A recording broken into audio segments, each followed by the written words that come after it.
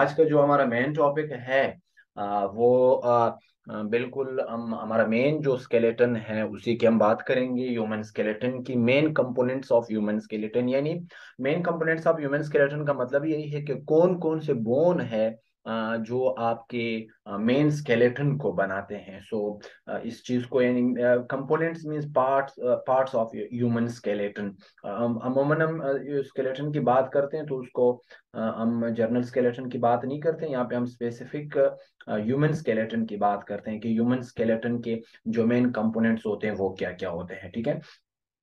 Yes dear students, आप कह रही है कि sir can we select study topics. Yes you can अगर आपको कोई भी टॉपिक है जनरल साइंस में जिसमें थोड़ा बहुत कंफ्यूजन है, यू जस्ट टेक्स्ट मी और can text here in the inbox. We will talk on the same topic. Other student can tell me please that you people are listening me. Voice is clear. Okay. Then let's start today's topic. That what the main components of human skeletons are. Human skeleton is made of two parts. The very important parts, they are, you can say, the main components, the types of skeleton that are axial and appendicular. देखिए, axial का simply मतलब होता है central या straight जिसे हम बोलते हैं। एक्सियल जो स्केलेटन है या जो पार्ट ऑफ ह्यूमन स्केलेटन है, ये बिल्कुल आपके सेंट्रल पोर्शन को बनाता है। इसको आगे हम डिटेल में भी डिस्कस करेंगे, लेकिन मैं आपको यहाँ बता दूं, आप खुद को कंसीडर कर ले कि you are standing straight. Okay, आप सीधा खड़े हैं और आप अपने सेंट्रल पोर्शन में देख ले, अपने बॉडी के सेंट्रल पोर्शन में देख आपके कौन कौन से हिस्से आते हैं। हेड आता है जिसे हम स्कल बोलते हैं, उसके बाद आपके चेस्ट और आपके रिब्स वगैरह आते हैं, और आपका वर्टेब्रल कॉलम आपके बॉडी के बिल्कुल सेंट्रल पोर्शन में आते हैं। तो ये जो तीन पोर्शन है ये आपका एक्सियल स्केलेटन बनाते हैं। अपेंडिकुलर स्केलेटन, अपेंडिकुलर का लफ्ज अपेंडेजिस से निकला हुआ है। अपेंडेजिस का मतलब होते हैं एजिस, किनारे जो साइड होते हैं। अब आप अपनी बॉडी को देखो, आपके बॉडी के साइड वाले हिस्से कौन कौन से, आपके आर्म्स हो गए और आपके फोर लिम्स हो गए, एंड लिम्स हो गए, आपके लेग्स वगैरह हो गए। ठीक है। तो ये जो पोर्शन है ये आपका अपेंडिकुलर स्केलेटन बनाते हैं। अब हम इसको डिटेल से डिस्कस करेंगे कि एक्सियल स्केलेटन एक्चुअली कौन कौन से बोन्स रखते हैं और ये कौन कौन से बोन से बना हुआ है, और उन बोन्स की लोकेशन, पोजीशन और फंक्शंस क्या होते हैं। Axial skeleton make the central part of skeleton, ये सेंट्रल पार्ट बनाता है, जैसे कि अभी मैंने बताया। Axial skeleton consists of bones like, अगर हम एक्सियल स्केलेटन की बात करते हैं, ह्यूमन एक्सियल स्केलेटन की बात करते हैं, तो इसमें कौन कौन से बोन्स हो सकते हैं। इसमें स्कल हो सकता है। Skull means head bones. Okay, जो आपकी खोपड़ी बनाता है, आपकी जो हेड बनाता है, आपके ब्रेन को जो प्रोटेक्ट करता है, जिसको हम स्कल बोलते हैं, या इसका साइंटिफिक नेम है क्रेनियम बॉक्स। इसको आगे हम डिस्कस करेंगे वन बाय वन। इसके बाद है रिब।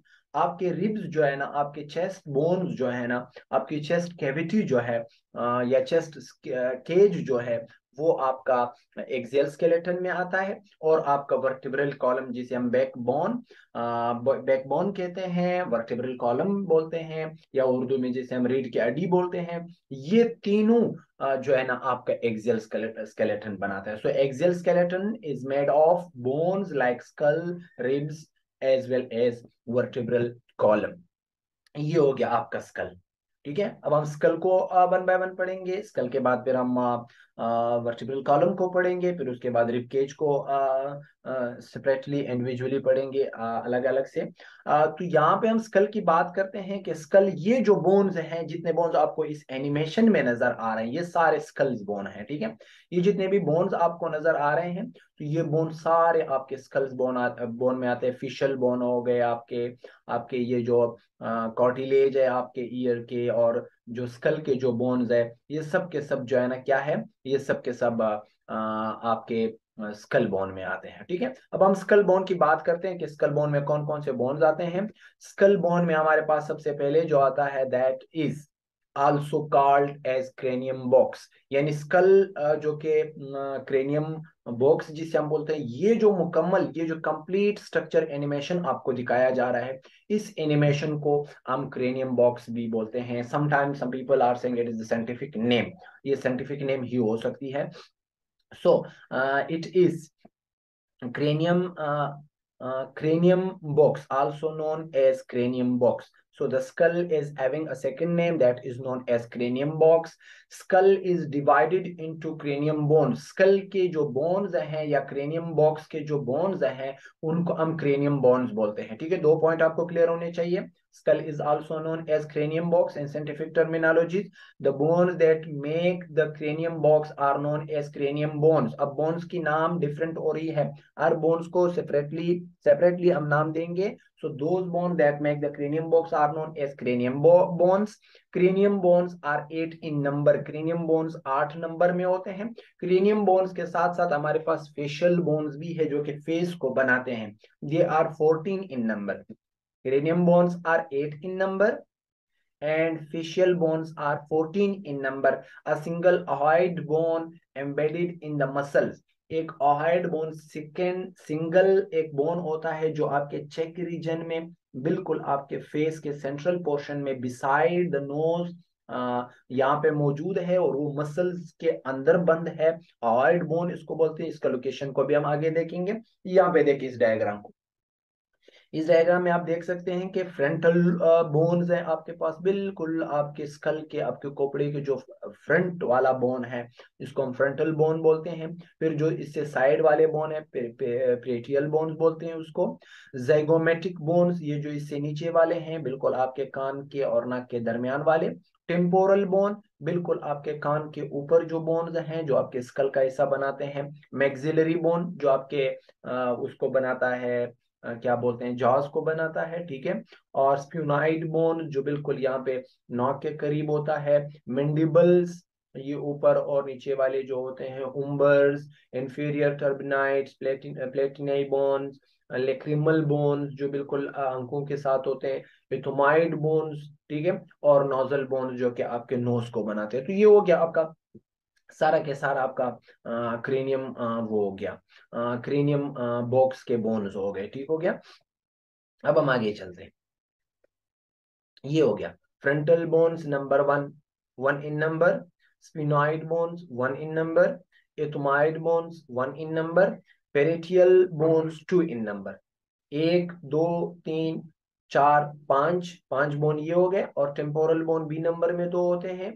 5 और 2 7 और एक ऑक्सीपिटल बोन हो गया 8 in number. So cranium bones are 8 in number.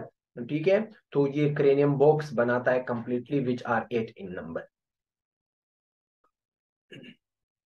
अच्छा, ये हो गया आपका क्रेनियम बॉक्स जो कि 8 बोन्स से बना हुआ है. अब हम रिब केज की बात करते हैं कि रिब केज जो है ना consist of 12 pairs of bone. याद रखिए not only 12 bones, it consists of 12 pairs of bones. It means it is made of 24 bones. It is made of 24 bones, elongated and flattened bones. ये जो rib cage के bone होते हैं जो ribs होते हैं जो 12 पेयर्स हैं 24 बोन्स हैं ये long bones in size in length. और ये जो है ना फ्लेटेंट होते हैं फ्लेटन होते हैं फ्लेट इन इन शेप होते हैं. ठीक है. और each fears are articulated with thoracic vertebrae. articulated का मतलब है कि अटैच होते हैं with thoracic vertebrae. thoracic vertebrae जो वर्टेब्रल कॉलम का जो हिस्सा चेस्ट रीजन में आता है उसको thoracic vertebrae बोलते हैं. तो ये सारे के सारे जो 12 pairs of bones हैं ribs हैं they are attached with the thoracic region of the vertebral column. ventrally true ribs are 7 pairs. 7 जो फर्स्ट 7 रिब्स हैं उनको हम ट्रू रिब्स बोलते हैं जो कि 7 पेयर्स हैं यानी 14 इन नंबर्स है. Are directly attach with sternum. Sternum जो आपका बिल्कुल कॉलर है जहां पर बिल्कुल आपके चेस्ट के सेंट्रल पोर्शन फ्रंट साइड पे जो बोन है उसको हम स्टर्नम बोन बोलते हैं. ठीक है. और जो है ना ये जो 7 पेयर्स ऑफ बोन्स हैं ये डायरेक्टली स्टर्नम के साथ अटैच हो जाते हैं. जो बोन्स जो रिब्स स्टर्नम के साथ डायरेक्ट अटैच होते हैं they are known as true ribs and they are 7 pairs 14 in number. Am I clear? Is it clear to all of you? Should I go ahead? Okay. After that, falls ribs Yes, sir. appears peer number 8, 9, and 10. Pair number 8, 9 and 10। Okay, thank you. इसके बाद देखें, piers जो है हमारे पास, जो 12 piers of ribs हैं, इनको हम डिफरेंट सेक्शंस में डिवाइड करते हैं, डिफरेंट टाइप्स या डिफरेंट नेम देते हैं उनको। उसमें सबसे पहले ट्रू रिब्स जो कि 7 इन नंबर है। Why they are known as true ribs? Because they are directly attached with a bone that is known as sternum bone, which is the central bone located in the frontal region of the chest. False ribs जिसको हम बोलते हैं, या false ribs पियर जिसको हम बोलते हैं, pair number 8, pair number 9, pair number 10। After 7, pair number 8, pair number 9 and 10 indirectly attach with sternum by costal cartilage. देखिए, जब हम कार्टिलेज की बात कर रहे थे तो रिब्स केज में भी कार्टिलेज मौजूद थे उस वक्त, उसको हम कॉस्टल कार्टिलेज बोलते हैं। ये कॉस्टल कार्टिलेज जो है ना, एक साइड पर स्टर्नम के साथ अटैच होते हैं, दूसरे साइड पर फॉल रिब्स के साथ अटैच होते हैं। यानी फॉल रिब्स डायरेक्टली स्टर्नम के साथ अटैच नहीं होते हैं, therefore they are known as false ribs, which are 6 in number and 3 pairs, pair number 8, 9 and 10. After that, we are having last two pairs are free and called floating ribs. आखिरी जो दो pairs रह गए उनको हम floating ribs बोलते हैं, क्योंकि वो फ्लॉट करते हैं, वो फ्री होते हैं, वो स्टर्नम के साथ बिल्कुल भी अटैच नहीं होते हैं। वो सिर्फ आपके जो चेस्ट कैविटी है उसके नीचे बिल्कुल फ्लॉट कर रहे होते हैं। They are known as floating ribs. अब यहाँ पे देख, ये जो यहाँ से यहाँ तक पोर्शन है, यहाँ से यहाँ तक, ये स्टर्नम बोन है आपका फ्रंटल साइड पे। बैक साइड पे आपका वो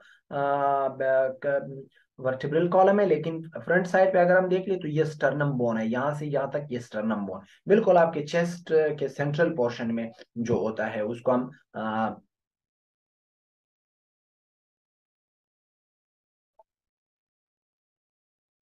okay. Anyway, we will discuss the same topic. I will talk with you inshallah.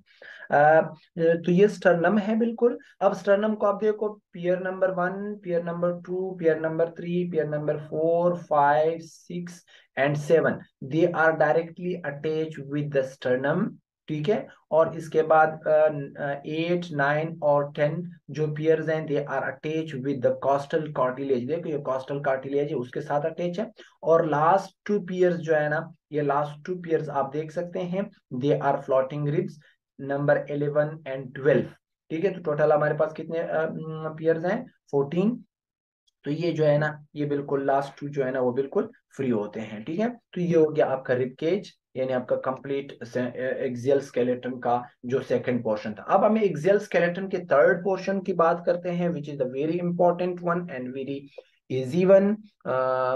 यहाँ पर अगर हम बात कर लें तो यहाँ पर हमारे पास वर्टिब्रल कॉलम की बात आ रही है। Vertebral column is also known as backbone. याद रखें कि हर चीज का सेकंड नेम होता है, तो वर्टिब्रल कॉलम का जो सेकंड नेम है that is known as backbone.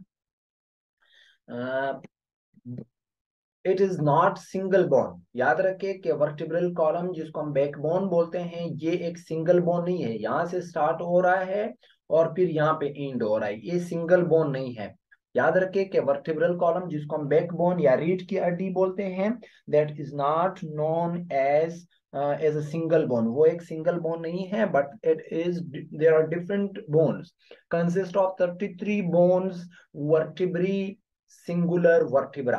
देखो, आपका वर्टिब्रल कॉलम को हम वर्टिब्रल का वर्ड क्यों यूज कर रहे हैं, उसके लिए हम ये टर्मिनोलॉजी क्यों, ये नाम क्यों दे रहे हैं उसको, क्योंकि ये सिंगल बोन नहीं है, ये 33 बोन्स पर मुश्तमिल है, कंसिस्ट है। और हर बोन को जो है ना हम क्या बोलते हैं, हर बोन को हम वर्टिब्री बोलते हैं।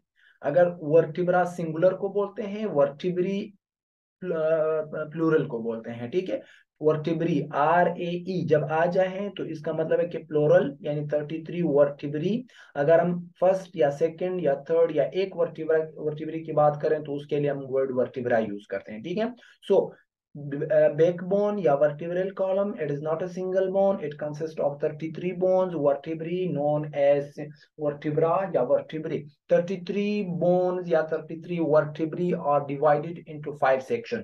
ये जो 33 bones हैं या 33 vertebra है, उसको हम 5 sections में तकसीम करते हैं, 1C to 7C। यानी portion number 1, portion 2, portion 3, portion 4 end portion 5, 6, portion 5। Okay, ये हम पोर्शन 5 पोर्शन में तकसीम करते हैं। जो फर्स्ट पोर्शन है दैट इज सर्विकल वर्टिब्री, यानी जो फर्स्ट पोर्शन है बिल्कुल आपके नेक रीजन में है उसको हम सर्विकल वर्टिब्री बोलते हैं। दूसरे पोर्शन में थोरेसिक वर्टिब्री है, तीसरे पोर्शन में ल्यूम्बर वर्टिब्री है, sacral vertebrae as well as coccygeal vertebrae. ठीक है, तो इस 5 जो पोर्शन है इसको अब हम वन बाय वन डिस्कस करेंगे।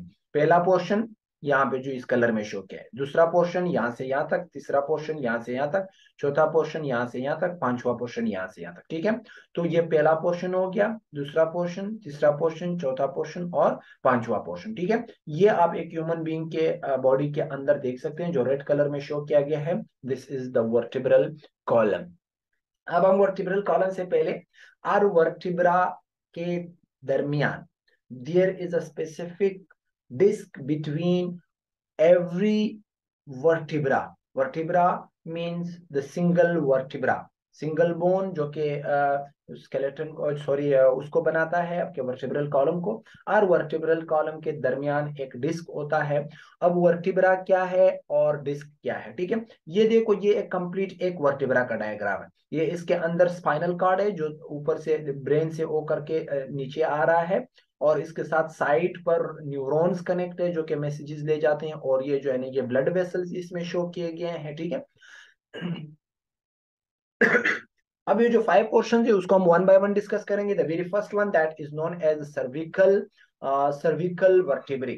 ठीक है, cervical vertebrae located in the neck region. ये जो नेक रीजन में जो आपका वर्टिब्रल कॉलम है बिल्कुल आपके एड के एंड पोजीशन से, आपके बिल्कुल जहां पे आपका एड खत्म हो जाता है, सर जहां खत्म हो रहा है वहां से आपका वर्टिब्रल कॉलम शुरू हो रहा है।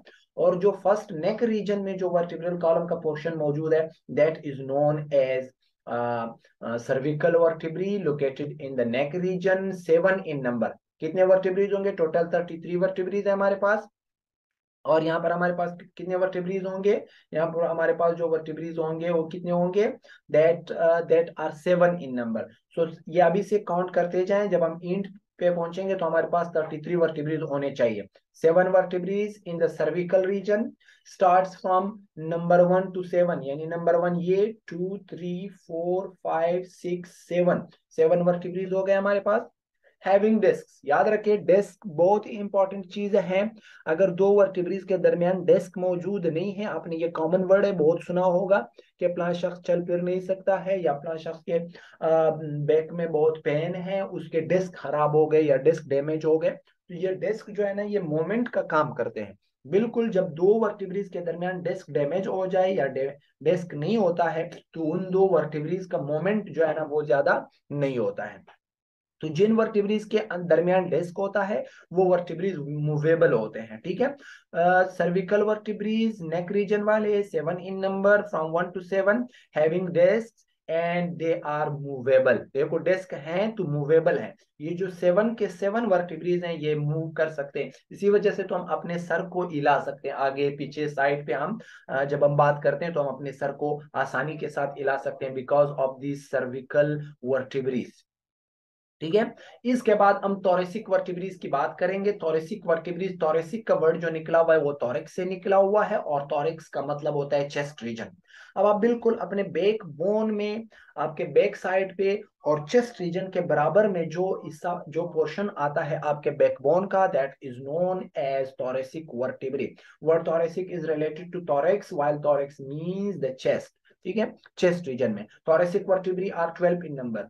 सर्विकल वर्टिब्रीज कितने थे नंबर में? 7 इन नंबर। 7 एंड 12 कितने हो जाएंगे? 7 एंड 12 19 हो जाएंगे। ठीक है, तो thoracic vertebrae are 12 in number located in the chest, thoracic region of the body starts from number 8 to 19। ठीक है, 1 to 7 सर्विकल हो गए, 8 to 19 जो है ना वो आपके thoracic region हो गए। हैविंग डिस्क, इनके पास भी सबके पास डिस्क होता है, and they are movable. Fine. So if the any of the vertebrae is having disc, so they will be movable. Movable है। और अब हम third, is this slide clear to all of you? Should I move ahead? Should I move ahead? Is this slide clear? Yes, sir. Tell me in inbox, please.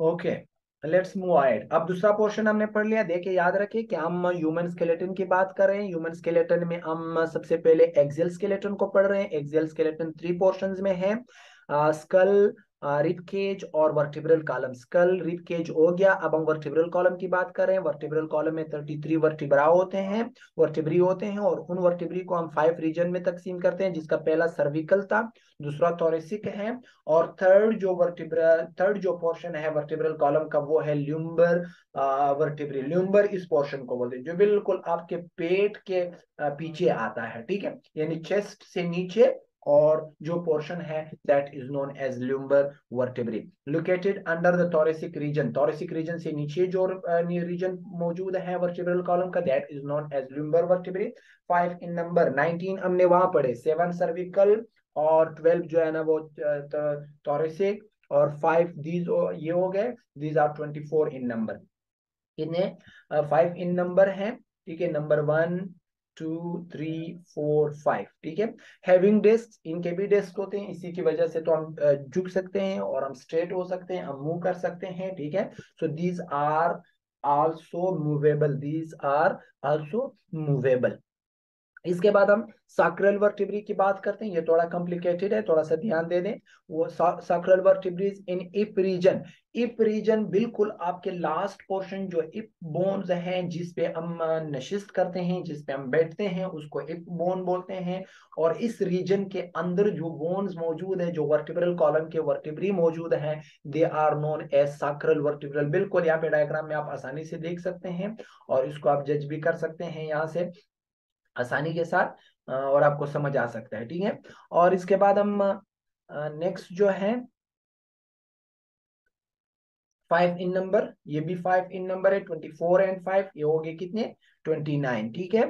तो fuse to form one one bond, ठीक है। अब इधर देखें, ये number में 5 है, initially 5 होते हैं, लेकिन बाद में ये 5 के 5 फ्यूज हो जाते हैं और कंप्लीट एक बोन बना लेते हैं। अगर आपको याद हो, जहां पे हम introduction to human skeleton discuss कर रहे थे, उस वक्त चाइल्डहुड में 27 बोन्स होते थे, जो कि मैंने फिर कहा था कि फिर जब एडल्ट हो जाता है, कंप्लीट मेच्योर ह्यूमन बीइंग बन जाता है, कंप्लीट डेवलपमेंट ऑफ बोन हो जाती है, तो उस वक्त यह नंबर डिक्रीज हो जाती है और 206 तक आ जाती है। तो वो इसके वजह से बहुत सारे बोन्स आपस में फ्यूज हो जाते हैं। अब देखो 5 बोन्स हैं, लेकिन वो फ्यूज्ड होकर के एक बोन बना लेते हैं, ठीक है। तो याद रखिए कि सैक्रल वर्टिब्रीज 5 इन नंबर है, लेकिन ये फ्यूज्ड हो करके ये एक ही बोन बना लेते हैं, because they are not having any disc between them, they are fused with each other and they make one bone.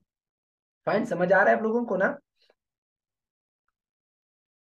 अच्छा, हैविंग नो डेस्क, आप लोगों को पता होगा जब डेस्क नहीं होंगे, they will be immovable, they will not be able to move, वो मूव नहीं कर सकते, सिंगल बोन बनाते हैं, वर्टिब्रल सॉरी डेस्क उनके दरमियान नहीं है, तो so these are immovable, these are immovable. Is this clear to all of you? Okay, coccygeal, the last vertebra portion of the vertebral column, that is known as coccygeal vertebrae or coccygeal region. Plural coccyges or coccyges, okay? So इसके plural हम दो तरीके से लिख सकते हैं, coccygeal single है और coccyges located in the cavity of the pelvic region. ये आपका pelvic region है। ये जो bones है जहाँ पे मैं red portion को लेके जा रहा हूँ, ये सारे के सारे क्या है, ये सारे के सारा जो रीजन है, इसको हम पेल्विक रीजन बोलते हैं। और पेल्विक रीजन के सेंट्रल में जो जगह खाली है, इस खाली जगह को हम कैविटी बोलते हैं। तो ये पेल्विक कैविटी है, ठीक है, इसको हम पेल्विक कैविटी बोलते हैं। पेल्विक गिर्डल्स हैं ये आपके पास, जिसको हम अपेंडिकुलर स्केलेटन में फिर डिस्कस करेंगे। ये एक पेल्विक गिर्डल हो गया, ये दूसरा, इनके दरमियान जो खाली जगह है उसको कैविटी बोलते हैं। Keep this thing in your mind always. In scientific terminologies, we use the word cavity for any space, for any empty place. जहां पे कोई खाली जगह हो तो उसको हम केविटी बोलते हैं। तो इन दो पेल्विक गिर्डल्स के दरमियान भी एक खाली जगह है, जिसको हम पेल्विक केविटी बोलते हैं या केविटी ऑफ पेल्विक गिर्डल बोलते हैं, ठीक है। तो ये कॉक्सिजियल वर्टिब्री जो है ना, ये वहां पे मौजूद है, 4 इन नंबर। देखिए हमारे पास कितने हो गए, सर्विकल 7, थोरेसिक 12, ल्यूमर हमारे पास 5, और जो हमारे पास सैक्रल थे वो भी 5 5 5 10 और 12 कितने हो गए 24 24 और 7 कितने हो गए 24 और 7 कितने हो गए ये हो गए 29 29 और 4 ये हो गए कॉक्सीजियल। तो ये कितने हो गए नंबर में टोटल 33 हो गए। ठीक है, सो 4 इन नंबर है। Fuse to form one bone, ये भी एक बोन बनाते हैं। Node is commonly referred as the tail bone, इसको टेल बोन भी बोलते हैं। ठीक है, क्योंकि यहाँ से बाकी एनिमल्स का इंक्लूडिंग ह्यूमन बीइंग जो कि अभी रिड्यूस्ड हो गया है ह्यूमन बीइंग में, अभी ह्यूमन बीइंग का टेल नहीं होता है, पहले इवोल्यूशनरी उसमें अगर हम देख ले तो थोड़ा बहुत ये इसको टेल बोन इसी वजह से कहते हैं क्योंकि यहाँ से दूसरे एनिमल्स का टेल बनता है। ठीक है, कॉमनली इसको हम टेल बोन भी देते हैं। Finally final segment of the vertebral column है बिल्कुल हैविंग नो डेस्क, डेस्क नहीं है तो ये मूव नहीं कर सकता है, इमूवेबल है।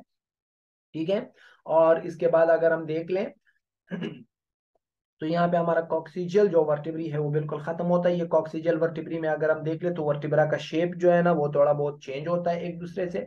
सर्विकल का बोन कुछ यूं होता है, थोरेसिक का शेप कुछ यूं होता है, ल्यूमर वर्टिब्री का वर्टिब्रे के कुछ शेप इस तरह होते हैं और सॉक्रेम कॉक्सी वगैरह का शेप कुछ इस तरह होता है। ठीक है, तो ये हो गया हमारे पास कौन सा, ये हो गया हमारे पास स्केलेटन, एक्सियल स्केलेटन जो कि ह्यूमन बीइंग का सेंट्रल पोर्शन बनाते हैं। अब आप तीनों पर नजर डालें, स्कल हो गया आपका, चेस्ट रिब हो गया और आपका वर्टिब्रल कॉलम हो गया, ये तीनों आपके बिल्कुल बॉडी के सेंट्रल पोजीशन में मौजूद है। अब आपके बॉडी के जो साइड पे मौजूद है जो अपेंडेजेस बनाते हैं which are known as the appendicular skeleton. Appendicular skeleton क्या है, अपेंडिकुलर स्केलेटन कौन से पोर्शन बनाता है आपके बॉडी के, वो जो बनाते हैं इट कंसिस्ट ऑफ 126 बोन्स।